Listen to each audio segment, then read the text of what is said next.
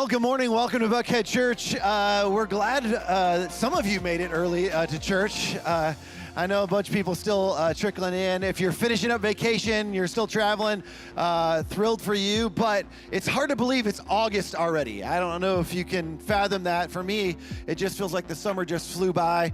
Next weekend is back to school weekend for us here at Buckhead Church. I'll tell you more about that in just a minute, but it's a new ministry season. And so for those of you who don't know, our ministry season typically runs August to May. Things slow down a little bit in the summer. So we're gearing up for a whole bunch of exciting things that are launching. We're going to talk about some of those today. But next weekend is our back to school bash. A lot of our kids are promoting today to new classrooms and stuff like that to get ready for the back to school bash next week. Next weekend, we have kids stuff, and if you don't know what kids stuff is, and especially if you're watching online, you have kids. Kids stuff is an amazing opportunity to as a whole family. It's an environment where we say you experience this really God's truth together, and it makes your family better.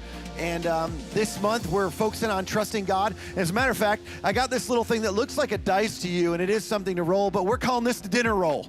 And it's actually a game our team has come up with, and you're going to learn all about it next week at Kids Stuff. Kids Stuff is a wildly interactive, creative show for the whole family.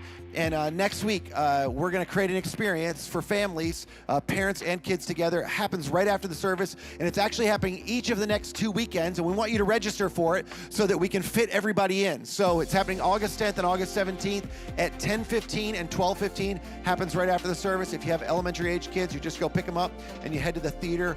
Somebody can guide you where that is for that experience. It happens for about 45 minutes after the service, and it will be an incredible experience, but also you'll walk away with something that'll really make your family better. So I hope you'll take advantage of that. Today, we have a great experience for you. I won't tell you all about it, but in just a minute, we're going to sing a little bit together. And we have some amazing people that are going to lead us as we sing, Kara and Aaron and Glow and Claudia. And you got to know a couple of these people. If you were here last week, how awesome was that? Was that not amazing? Kara and Glow, thank you so much for sharing. Lauren was here sharing with us.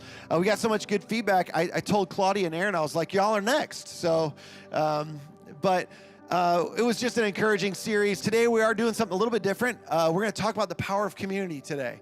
And I know you're going to be encouraged by that. But before we get there, we're going to sing a little bit together. Before we do that, if you're willing and able, I'd love for you to stand. Greet somebody, welcome them to Buckhead Church around you, and then we're going to sing together.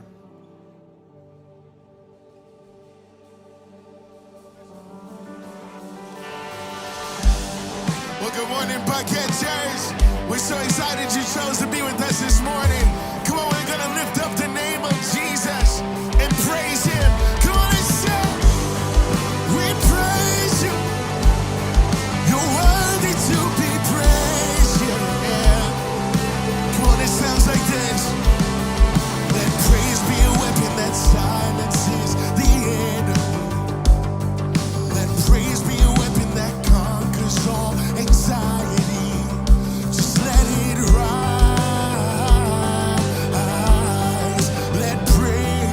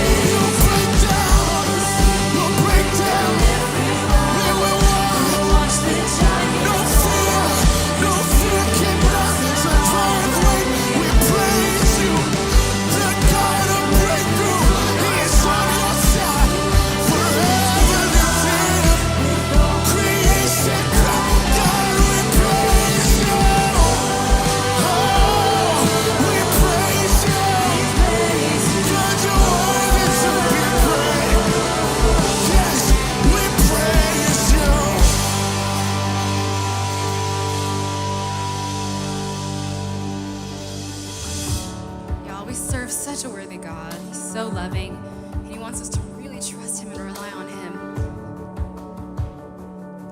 Let's sing this song together. Worthy of every song we could ever sing, worthy of all the praise we could ever bring, worthy of every breath we could ever breathe. We live for you.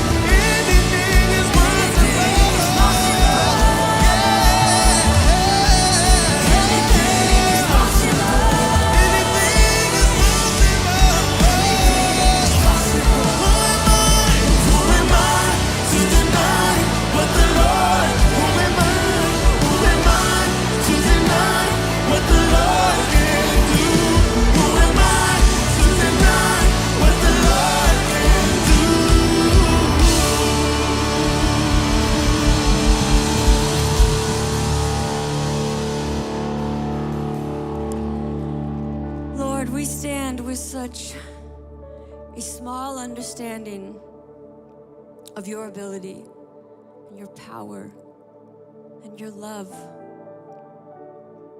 We are so in awe and thankful to be in your presence, to worship you, to know you, to be led by you. Thank you for being our fount of every blessing.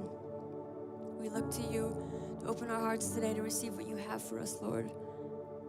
Cover us in your grace. In the precious name of Jesus, I pray. Amen.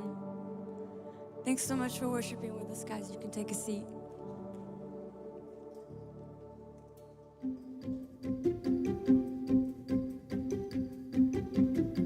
My name is Summer, and I've been leading for just under a year.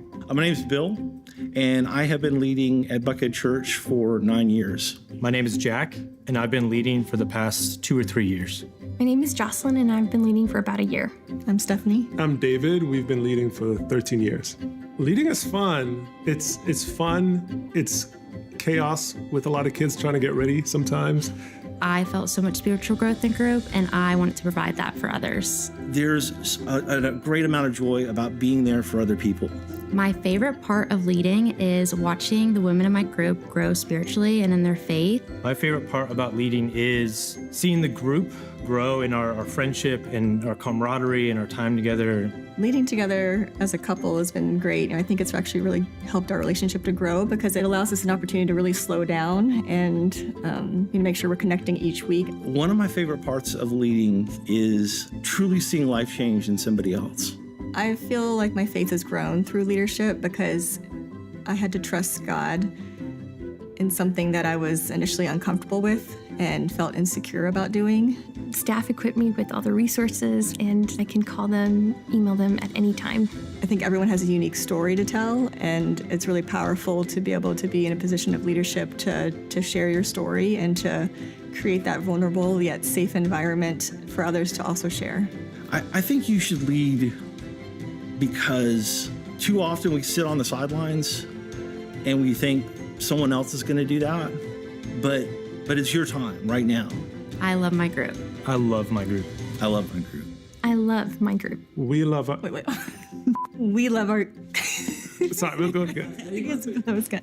We love our group. Well, if you're new to Buckhead Church, you haven't been around too long, you may or may not know about community groups. Those are just some of the leaders of the many leaders we have that each week create a context, an environment, sometimes in their homes, sometimes in other people's homes, to create and really make this big church feel personal. One of the things we say all the time is we'll never make this big church feel small, but we can make it feel personal. And we think community is important, and rows are great, but we think circles are better than rows. And so we're trying to move everybody we can out of a row and into a circle. This is where we do life together. Community group is a place to build new friendships, have meaningful conversations, and grow spiritually. We think in order to grow spiritually, you need to be connected relationally. And in just a few weeks, we're going to be forming groups. So this is a little bit of a heads up. In a few weeks, we're going to be launching our new groups and inviting a bunch of you to take a step to get into a group. If you've not been in a group for a while, and you need to re-engage, this is the season to do that in. If you've never been in a group, this is an opportunity to take a step out of a row into a circle, and maybe this is the season that God wants to do something new in your life. Specifically, some of you have been in community, and maybe you've been, kind of on the sidelines for a little while, or maybe you've been in the context of a group where somebody else has been leading. And what makes the people on the video extraordinary is not that they've got everything together, they've got all the answers. It's just that they decided to step up and do for somebody else what somebody did for them. Somebody else created a community for them, a small group for them, where they could grow, where they could connect more deeply, where they could have meaningful conversations. And so in order to have the maximum number of opportunities for people who are seeking a new group, we need some more leaders. And so I'm going to ask you to consider having a conversation with one of our staff members about leading a group. If you're somebody who's been in a group before, or maybe you led groups at a previous church, you've moved into the area, we're looking for group leaders, or maybe you're curious as what's involved in that. Here's all you got to do. I'd love for you to text BC Lead to 51255. BC Lead, there it is on the screen, to 51255. We'll leave that up there for just a second. And if you'll text that, you're not committing to anything. You're just committing to have a conversation about what it is, to get more information about what it is to facilitate a group and to lead a group. We have groups for men, for women, for married couples, and we have different seasons of life. They meet at different nights of the week at different times. So we'll have a lot of group opportunities, and we'd like to create as many as group opportunities as there are people seeking groups. And we're anticipating putting a lot of people in a group this fall in just a few weeks when we launch our groups. And we need all the leaders we can get to make that happen. So I'd love for you to consider that if you would, and that would be an amazing way you could partner with us as a church. If you're not currently involved on a team, you're not serving in a way, we would love to get you involved. We'll support you, we'll lead you, we'll train you. But it's a great opportunity, and it might be the thing that God uses in this season to help you grow in your faith, to stretch you to lean on Him. For more on the power of community, we're going to sync up with all of our other Atlanta area churches and hear a little bit from our senior pastor, Andy Stanley. So take a look at this.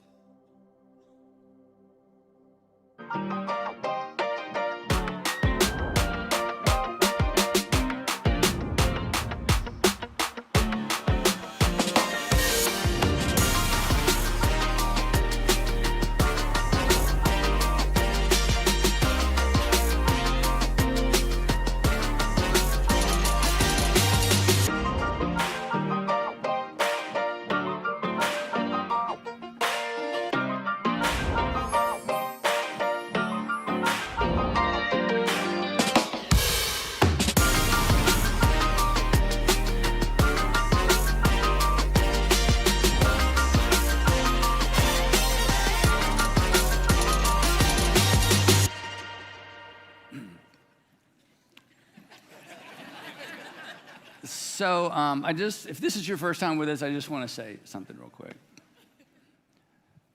These are not the droids you're looking for. Some of you got that. Hey, I was reminded this week of something that many of you have already discovered. Some of you aren't so sure about, and if it's your first time back in church in a long time, maybe you're not so sure about this.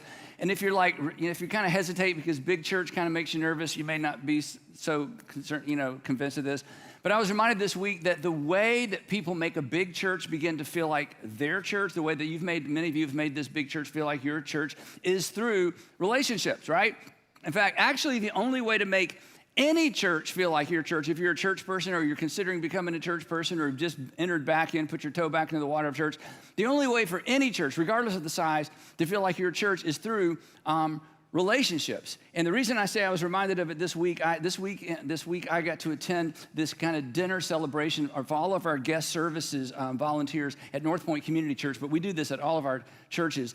So there were round tables, and I walked in, and there's a couple hundred people, and these are the people who serve on Sunday morning in the building, who walk the halls, who greet people, all of our parking teams.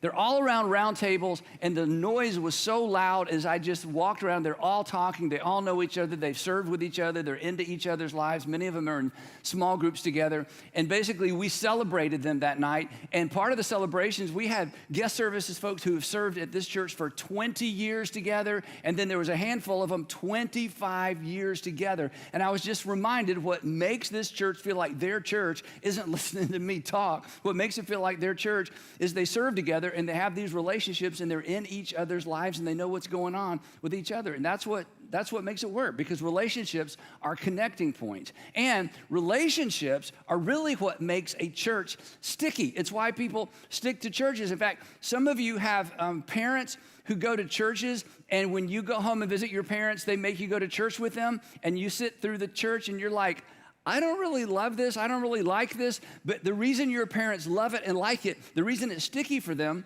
is because those are the people who are in their lives. Those are the relationships. Those are the people they're doing life with. So consequently, this is what makes a church sticky, because if you don't connect relationally, you know this, and if your kids don't connect relationally, you don't feel connected, right? It's just never going to feel like your church. And one of the odd things about being a pastor, and this is true for all pastors, not just me, is when people who attend one of our churches talk to me like they say, Andy, your church. I'm like, it's not my church. Okay, it's our church. Oh, I'm in our church. So it isn't my church.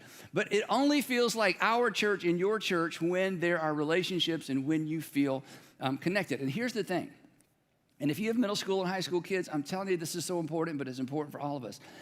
It is easy to drift It is easy to drift from church and ultimately from faith when nobody is expecting you, nobody's looking for you, nobody's sitting with you, and nobody is serving with you. And people, and in fact, this may be your experience, and maybe the reason you've been out of church for a while and you're coming back for the first time.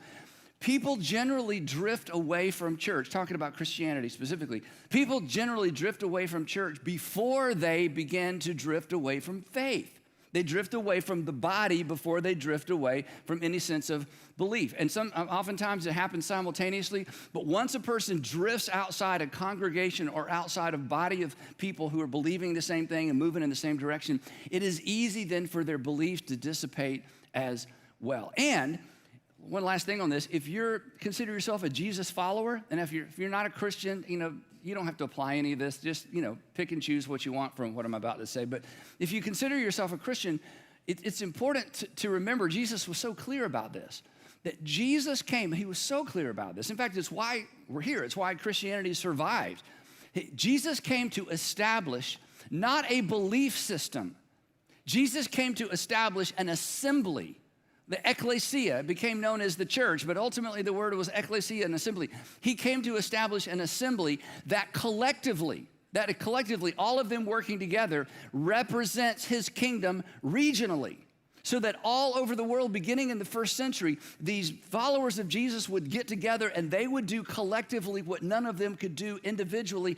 And it rocked the Roman Empire because their values were so different. And collectively, they were such good people. They were the best citizens. And one of the interesting things in the first and second century is as Christianity spread, every once in a while there would be a localized persecution against Christians. And the governors of these regions and some of the leaders of these regions hesitated to arrest Christians because they acknowledged, well, to be honest, they're like the best citizens in our community. They're faithful to their wives. They show up for work. They work hard. They love their families. In fact, from time to time, they go out in the woods and by the rivers and pick up abandoned babies and raise them as their own children. So I know they've offended our pagan gods. They wouldn't say pagan. We know they've offended the gods, but they're really good people. Because they came together and they work together as a body. Again, different parts working together to accomplish what no single individual can do. And in a few weeks, we're going to launch our Be Rich season. It's hard to believe we're back to that again, but in a few weeks. And we're all reminded during Be Rich, look what we can do together that none of us could ever accomplish on our own. So this is the nature of Christianity, and it's one of the things that sets Christianity apart. So the point is simply this, and I say it all the time. Simply believing a lot of stuff, but not participating. Simply believing a list of doctrines, but not participating in the body equates to not following Jesus because you're not participating in the agenda of your king. Because the agenda of our king are ecclesias, gatherings regionally and all over the world, doing the work of Jesus in local communities and doing the work of Jesus in the world. So I want us to be, and I think to a large degree we are, but I want us to be a sticky church or a network of sticky churches. So because of this, for 30 years, we're about to celebrate our 30-year anniversary in just a few weeks as an organization. Seems like a few minutes, right? 30 years. For 30 years, we have doubled and tripled down on the idea and our focus and our emphasis on connecting people and creating connecting points for people in our medium-sized to large churches to help people connect, create relationships, real relationships, friendships, mentorship. And we want this for children and for students and for college students and for blended families and singles and marrieds and empty nesters, every widows, every group of people. We want people to find their people that they can do life with. And the primary way we do that, if you're new, is we do that by serving together here. We do that by serving together in the community. We do that by serving together all over the world. And we do that through what we call groups or group life. So here's how it works if you're new or you've just been attending for a few weeks.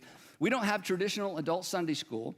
Small groups of adults meet in homes 3 or 4 times a month. We have groups for singles. We have groups for marrieds, just marrieds, young adult, college students, blended family. And if you're new to faith or you're exploring faith, we have a group specifically for you that meets on Sunday morning on your campus called Starting Point.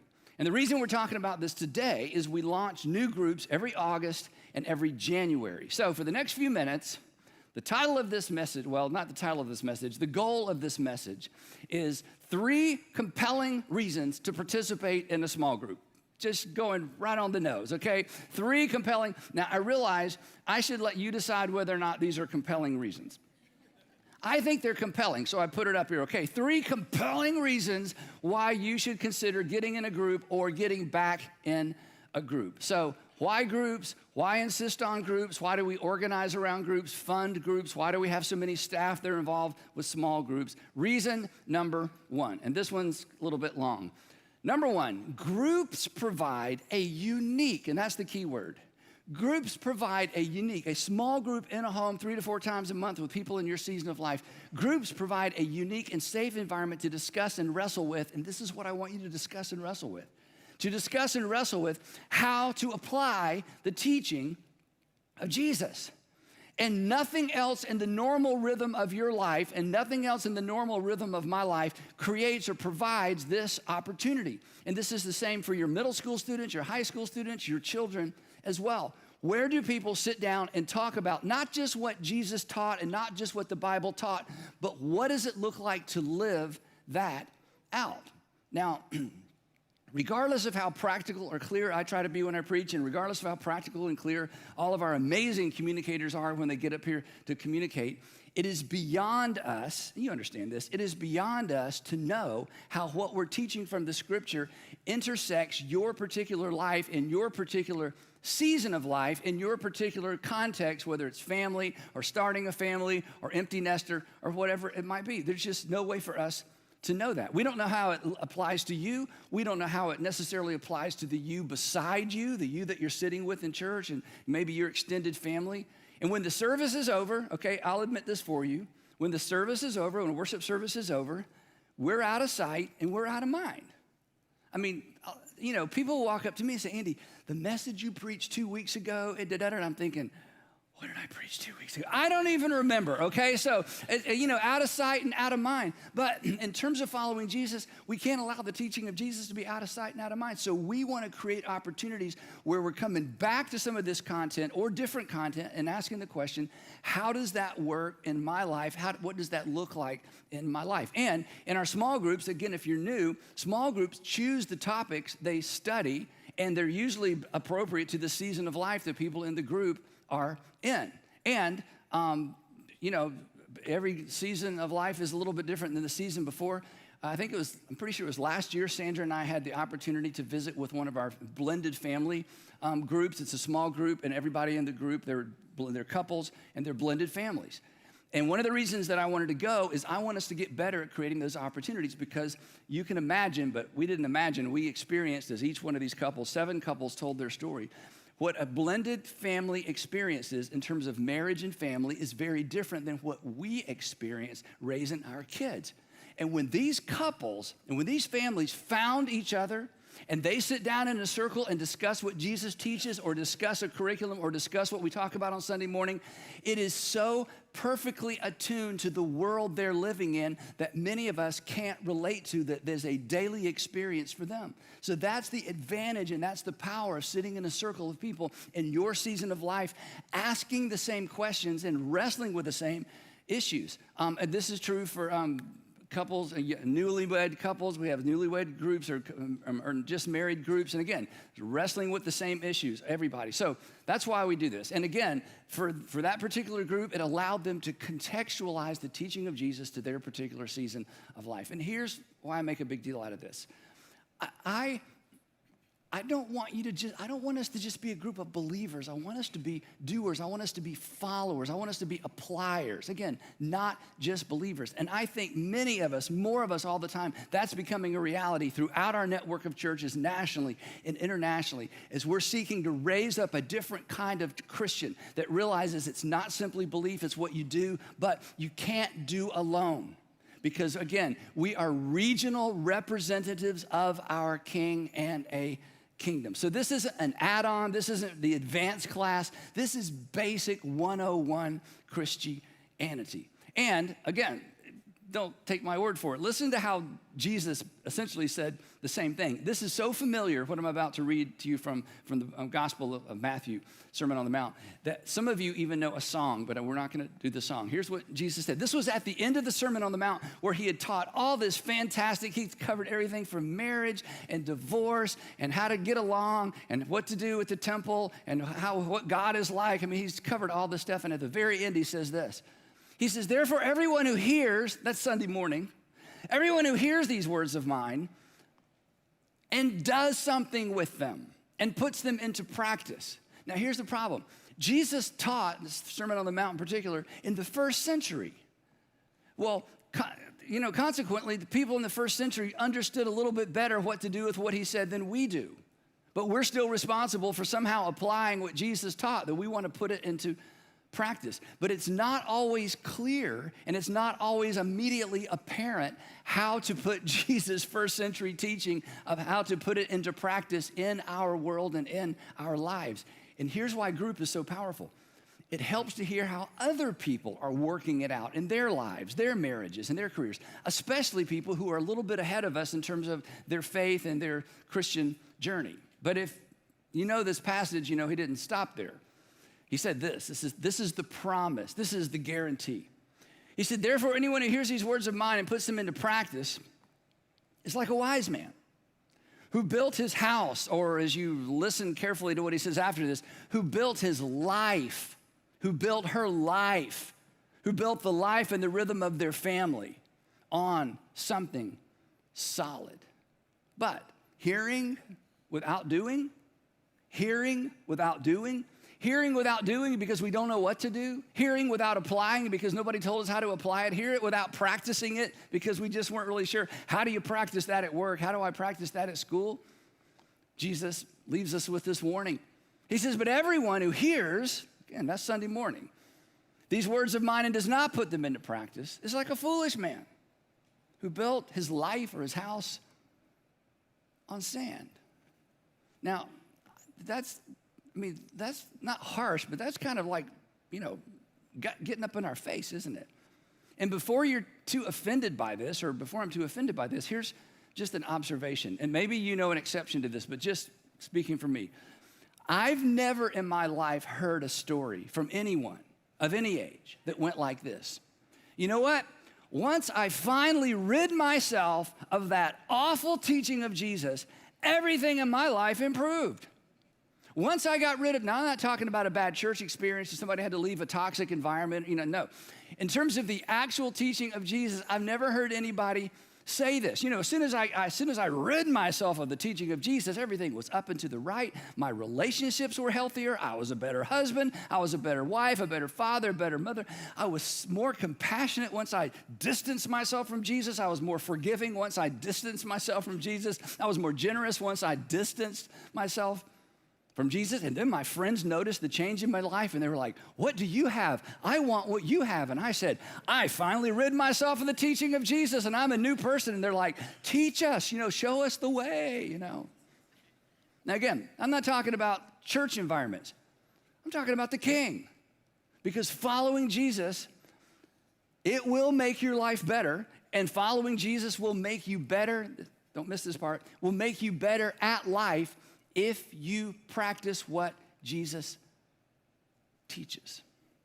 Now, just being personal, I like speaking to full chairs. I like speaking to big crowds. I like speaking, but that, if you've been around, that is not my mission in life, and that is not our mission in life.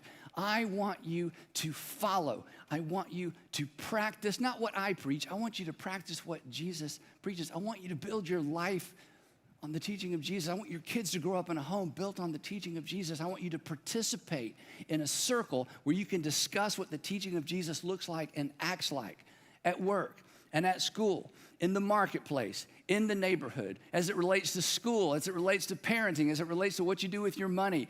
I want you to know how to practice the teaching of Jesus when it comes to crisis, when you're wrestling with fear, you're wrestling with loss, and what it looks like to follow Jesus in different seasons of life. Sandra and I were talking about this last night. We've been doing small group longer than this church has been around. And when we first were in our first small group, our kids were little bitty. I'll tell you a story about that in a minute.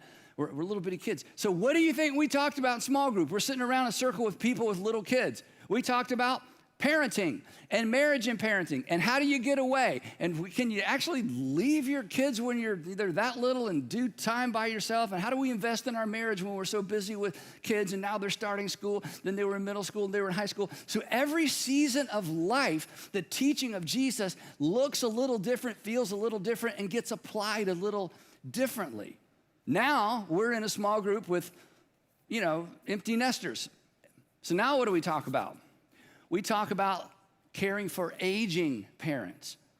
And it dawned on me, I am an aging parent. So anyway, so now you know what else we talk about in our group? We talk about how to best allocate our extra time and our extra resources wisely in this season of our life. The point is this: every season looks and feels different, and in every season, how the teaching of Jesus applies is gonna look a little different. And when you can sit in a circle with people in your similar or the same season of life, you will gain insight on what it looks like to take first century teaching into the 21st century and build your house on a rock.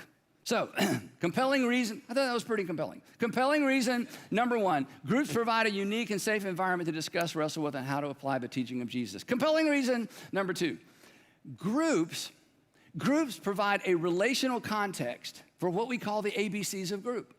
Group provides a relational context for accountability, belonging, and care. Now, ideally, accountability, belonging, and care ideally should happen within the context of your family. But for many of us, that's not possible. For many of us, what's ideal can't be real because we're separated from our family. We're separated from our family geographically. They live in a different part of the country. They live in a different part of the world, and you keep up with phone calls, and you keep up with FaceTime and all that stuff. But in terms of the day-to-day, we're separated geographically.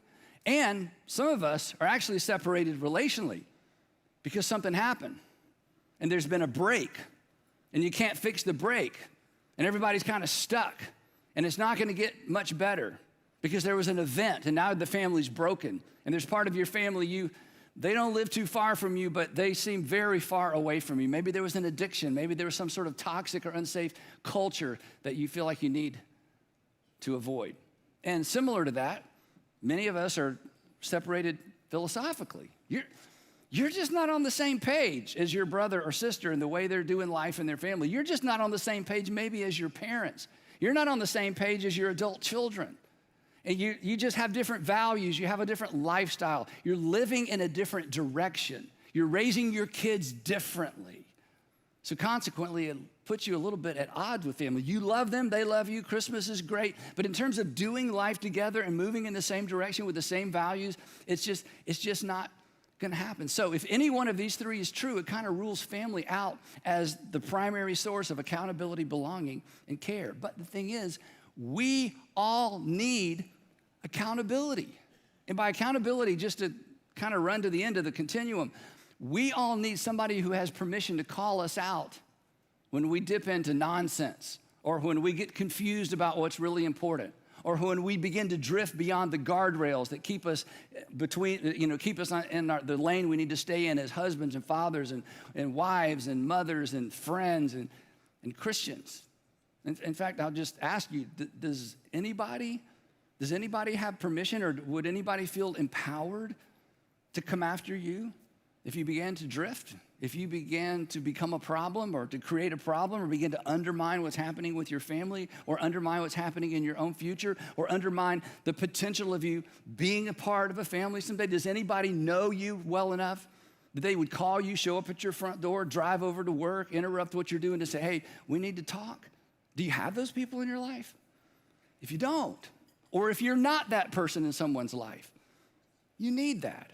We all need that. We will all eventually need that. And then when it comes to belonging, accountability, belonging, and care, belonging means that here's what belonging means. It means if you don't show up, you're missed. Now, if you don't show up at work, you'll be missed for a while, and then they won't miss you anymore because you won't work there, right? But where in your world, where in our world, if you don't show up, you're missed and somebody's gonna come looking for you. where is the group that actually will miss you and they have your best interest in mind? Someplace you can't be fired, someplace where you're not having to pay dues to continue to be a member. That's group life, accountability, belonging. And then eventually, and this is emotional, because if you do what I do and you watch the world work from where I get the position I get to watch it work, or any pastor, this is so important and it's so powerful and it's so emotional. Eventually, you're gonna need a community of care, because life happens. Life happens to all of us. Look up here. If you are in a healthy small group, when life happens, you won't need to call the church, because the church will show up at your door, and you will know their names and they will know your story. I've seen this so many times. I've experienced this so many times. There'll be a crisis. Somebody will call the office, or somebody calls somebody who calls me, and I immediately get in the car, or Sandra and I go over and show up at someone's house. We pull up at the house, and there are 3 or 4 or 5 cars already there. And we walk in, and the group has arrived. And they're already pastoring. And they're already just signing people up for meals and rides and who's gonna take the kids to school. And they're providing money and babysitters, blood donors on a few occasions, organ donors. To be clear, organ donation is not required to be in a small group. I'm just saying it has happened, okay, in the past. And I'm telling you, from my perspective as a pastor, you can imagine when I show up in those environments, it's amazing. In some ways, I'm kind of in the way. I'm almost a distraction, because the group arrived. And it's not just a group in that minute, in those moments. You know what it is? It's the church. It's the body of Christ. And one of the knocks big churches get, oh, it's impersonal. I'm telling you, it is not impersonal. It's more personal, because there are more people and there are more options and there are more resources. Our first group, again, 30-something years ago, 32 years ago, our first small group was a lifeline to me and especially to Sandra. Because as some of you know my story, our transition out of our previous church was so tumultuous and so challenging and so emotional. I was not sure that I wanted to be in ministry anymore, and I was not in a very good position to be in ministry anymore. And if it had not been for our small group, where they let us process out loud over and over and over, I don't know how they stuck with us. If we had not had that, Sandra would have had to carry my anger and all my frustration, the full weight of it, while she was dealing with her own. So we're in, and we've been in a small group ever since. Here's the thing, keep moving. We all need people. In fact, if you may not even be sure you believe all this stuff. You're not a Christian yet, you got lots of questions, we get that. But all of us need people who can help us find God in the storms. Here's something I've learned. Look up here. If we can find God in it, if we can find God in the crisis, in the storm, in the difficulties, if we can find God in it, we are far more likely to maintain faith through it.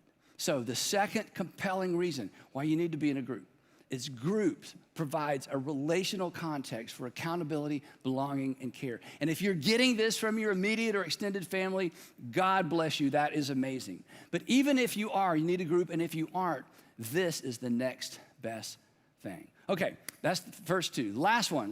Number 3, third reason why everybody needs to be in a group. Group is a good time. Okay, I'm making it sound like it's so serious. We just prayer requests and everybody whispers the whole time because we're having holy time, and how long is this gonna last? It's not that way at all. Group is fun. It's meals, it's coffee. It's the ladies are gonna go do something and the guys are gonna do something. Or hey, the guys, an all guys group, and they're gonna go play golf. It's laughter, it's celebration. And on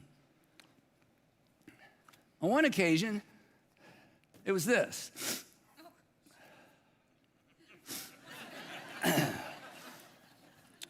Okay, I'll tell you this story real quick. I have everybody's attention though, right? It's like, tune back in, okay. So years ago, our kids are little, and we would meet on Monday nights. Our small groups always met on Monday nights. And we loved to host the small group when our kids were little. And one of the reasons I wanted my preacher's kids to see the preacher, their dad, practicing what he preached.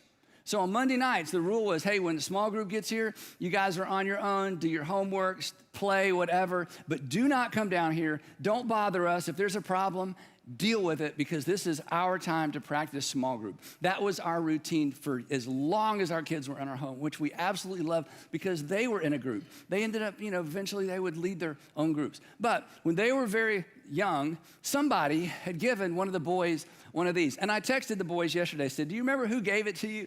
And they were both like, no, but we're not going to miss tomorrow's sermon if you're going to talk about that in big church, okay? I'm like, I'm telling the story. So they knew where everybody sat, so one of them took the non-control, the machine with the speaker, and hid it under the pillow on the couch. And my good friend who's watching from Waco today, because I told him I'm telling this story, Dave Wills, hey Dave, Dave is sitting right by the pillow with the machine under it, and we're in the middle of prayer request time. Let's just wait for the most solemn moment of the night, prayer request. And all of a sudden, there's this sound, and Dave's watching. To his credit, David plays along. He goes, excuse me. No lie. Chris, his wife, is like mortified, like, honey, okay? And then we just go on with prayer request time. About 30 seconds later, a different sound. And he's like, y'all, I'm so sorry. Chris is like dying 1,000 deaths. I'm like, I've never heard that sound come out of anyone's body before. And I turn around and look at the top of the stairs, and there's two little heads sticking out with the little machine, Group is a good time. Now, okay, real quick. Why would I undermine my credibility with this child illustration?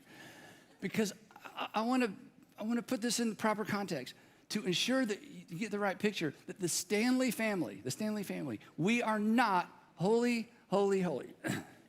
We are normal, okay? And not only us, along with all the dozens and dozens of couples that we have done small group with through these 30 plus years. Now think about this, I'm gonna wrap this, okay? Think about it. You did not become who you are by yourself. None of us did. And you can't become who you want to be and who you should be and who you know you ought to be by yourself. You need a community of like-minded people. This is super important. Like-minded people who are living and moving in the same direction.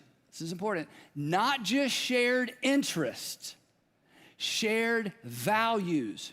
We should all have friends. In fact, sometimes friendships start around shared interests or hobbies. But you need, and I need, we all need people with shared values, because you can believe in Jesus all by yourself. And you may find this offensive, fact check me with the New Testament, but you can't follow Jesus all by yourself, because his kingdom is a one another kingdom. And we all need a safe place to process out loud, ask our questions out loud, cry together, pray together, share our doubts. Again, ask our questions, answer other people's questions, tell our stories, listen to other people's stories, pray with others, and be prayed for. Here's something I know real quick. You are far more likely to follow through when you have a community of faith surrounding you. When it comes to practicing what Jesus taught, you are far more likely to follow through when you have a community of believers surrounding you. And secondly, you are far more likely to make it through those extreme challenges, those difficulties, those job losses, those medical reports, all the stuff of life. You're far more likely to make it through with your faith intact when you are surrounded by a group of people of faith, when you have people of faith surrounding you. Unfortunate, I think, this is my opinion, okay? Unfortunate is the adult or the individual or the teenager or the high school student who doesn't have a group of people who know them and who are connected to them, praying for them and inviting them to pray for them in return. So here's the application. If you're already in a small group, and your group is like our group, your group took a break for the summer. We always take a break for the summer, get together 2 or 3 times in the summer, but pretty much take a break. If your group took a break for the summer, it is time to round them up, Coordinate your calendars. Choose the first week that you're going to begin meeting again as the school year starts. Relaunch your group. If you're not in a group, you used to be in a group, you got busy and you dropped out, or you've never been in a group and it's like, okay, and your spouse or your fiance has been, come on, we need to do this. Whatever your situation is, here's your next step. On August the 24th is group launch. Group launch is when we open up all the new groups and you get to sign up for a brand new group. August 24th, we'll open up group registration. On August the 24th, you can choose what kind of group you want to be in, a men's group, women's group, marriage group, starting point group, whatever kind of group you want to be. You get to choose the type of group. You get to pick the day of the week that's best for you, and you get to pick the area of town that's best for you. So that's going to happen on August the 24th. And here's the thing. I don't want you to miss this opportunity to get connected. This is the easiest time of the year to get connected if you're not connected.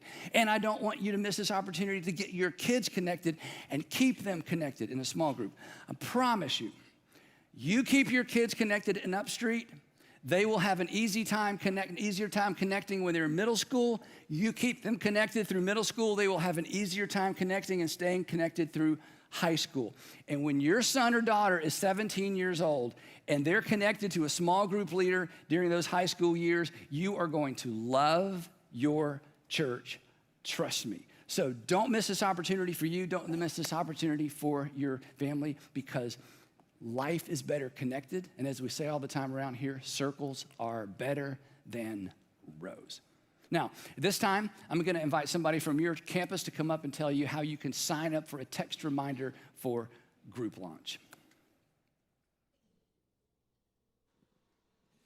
Well, hopefully you found those 3 reasons compelling. If you didn't, by the way, I'll just say this. Group is not just another thing we do as a church. It is central to what we do. Our church works like a funnel. If you were outside of our church, you came into our funnel when you showed up here on a Sunday morning. Hopefully you met some people you're around, or somebody greeted you, or you've connected. If you got kids, you've connected with somebody on our guest services team down there, or a small group leader for your kids, and you've begun to build relationships over time. But ultimately, we want to help everybody find their people and find connection in our church. As Andy said, relationships are what make church sticky. It's what keeps you from sliding out the back door. It's what allows you to get the support when you need it. And so we think to grow spiritually, we think to be a part of the body, you got to be connected relationally. So here's what I want you to do. If you're not in a group currently, and you're open to exploring a group opportunity, I just want you to text BC Groups. It's going to come up on the screen. BC Groups to 51255. This is just for group participation. BC Groups to 51255.